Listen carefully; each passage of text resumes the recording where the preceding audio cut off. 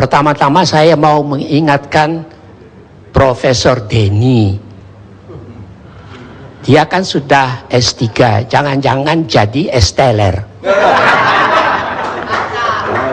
Pada waktu saya mulai mengajar tahun 59, Ruhut Pohan mungkin belum lahir, termasuk Denny ini. Ini kan anak-anak ingusan kemarin. Saya mau mengatakan kepada Profesor Denny, jangan bikin afleidingsmanoeuvre. Afleidingsmanoeuvre itu ialah mengalihkan perhatian. Dari zaman Pak Harto, masuk keluar penjara itu sudah biasa. Mana itu menteri yang dulu saya pernah kritik itu, sudah tidak ada lagi itu orang. Jadi saya mau mengatakan kepada semua, jangan suka pakai nama Tuhan, pakai nama Allah, pakai nama segala macam itu. Ya. Terus ada pepatah, maaf aja saya terpaksa pakai pepatah bahasa asing. Al gaat de leugen nog zo snel, de waarheid achterhaalt hem wel.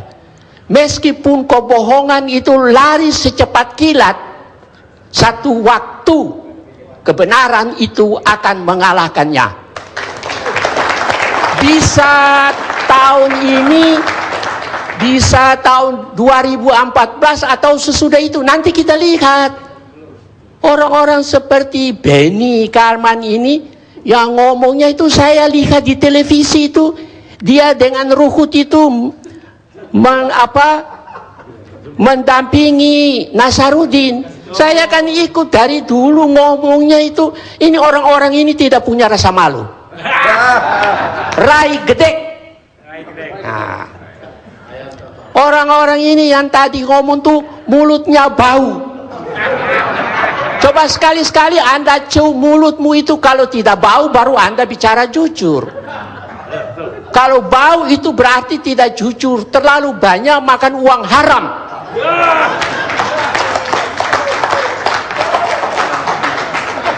Pak Karni, ada dua ahli hukum kebetulan dari Belanda, termasuk saya mau kritik seorang S-teler juga, profesor beberapa waktu yang lalu bicara di TV One tentang masalah tabrakan. Ya toh. Ini polisi ini kan sudah rusak. Ya.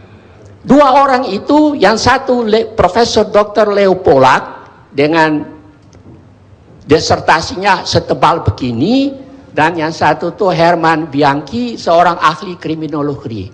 Mereka menulis begini singkatnya, strafrecht is een slecht recht.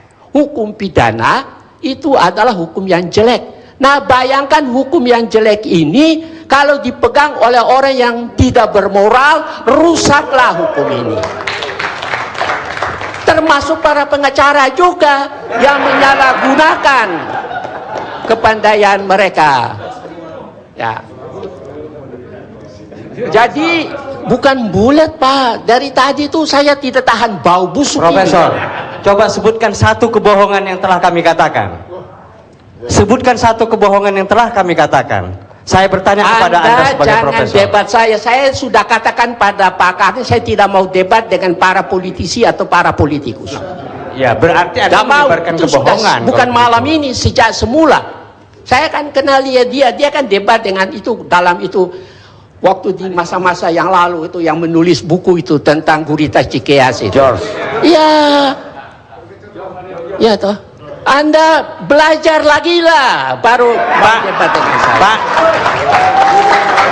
Pak Karni, ada ungkapan hoogmoed komt voor de val. Kesombongan itu berarti kejatuhan sudah dekat. Ya. Saya pikir terpaksa saya harus kemukakan mengenai masalah polisi ini, karena tadi saya dengar itu ya. Polisi ini sebetulnya tidak melindungi rakyat, malahan pagar makan tanaman. Contoh di Pamekasan, itu rumah milik seseorang Bertahun-tahun lamanya polisi tidak mau mengembalikan, meskipun Mahkamah Agung sudah memberi putusan Enkracht van geweest, putusan mengikat. Di Medan, polisi seperti pagar makan tanaman, mengantar orang untuk mengusir si pemilik rumah. Saya berharap dua ungkapan ini didengar oleh Polisi. Kapolri, ya toh, supaya, atau kalau dia mau dengar, gunting kumisnya dulu, kasih baik-baik. Begini Pak, ini sudah pukul 11, ya toh. Saudara Ruhut kan masih ingat, dia pernah bilang itu saya, tapi sudah pikun, nanti saya kirim ambulans. Ayo, betul apa enggak? Nah, lalu orang tanya kepada saya tapi jawabnya apa? Saya bilang tidak perlulah, orang seperti Ruhut itu kalau saya jawab, harga diri saya jatuh. Tetapi karena didesak, termasuk harga diri saya juga jatuh kalau ini nantang saya. Si Pohan ini orang Batak kan, begitu kan. Saya hanya mau mengatakan kepada mereka, the twee praten als een kip zonder kop. Keduanya itu bicara seperti ayam tanpa kepala. Terima kasih. Oke. Pemirsa, saya belum pernah menghadapi diskusi seberat ini. Saya bingung yang mana yang benar jadi. Tapi yang jelas, fakta yang politisi hadapi adalah kurangnya saling hormat antara para pencuri daripada semestinya, dan bukan fakta bahwa mereka adalah pencuri. Henry David Thoreau, penulis penyair Amerika, meninggal 6 Mei 1862. Kita ketemu di Indonesia Lawyers Club yang akan datang.